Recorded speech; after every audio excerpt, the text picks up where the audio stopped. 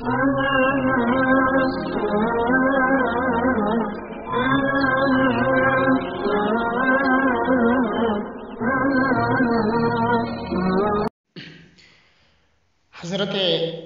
سیدنا عبداللہ ابن مسعود رضی اللہ تعالی عنہ ایک بہت بڑے جلیل القدر صحابی ہے۔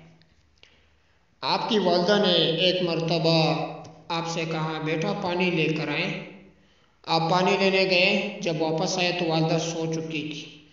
سیدنا عبداللہ ابن مسعود رضی اللہ تعالی عنہ نے وہ پانی ہاتھ میں لے کے صبح تک وہیں کھڑے رہے اور یہ انتظار کرتے رہے کہ کہیں ایسا نہ ہو میری والدہ جاگ جائیں، پانی مانگے اور میں وہاں موجود نہ ہوں۔ سبحان اللہ، یہ جلیل القدر صحابی حضرت سیدنا عبداللہ ابن مسعود رضی اللہ تعالیٰ عنہ تھے۔ والدہ کی اتنی قدر فرمایا کرتے تھے، جن کے بارے میں اللہ تبارک و تعالیٰ نے اعلان فرمایا ہے رضی اللہ عنہم ورضوا عنہ، اللہ تعالیٰ ان سے راضی ہوا اور وہ اللہ سے راضی ہوئے۔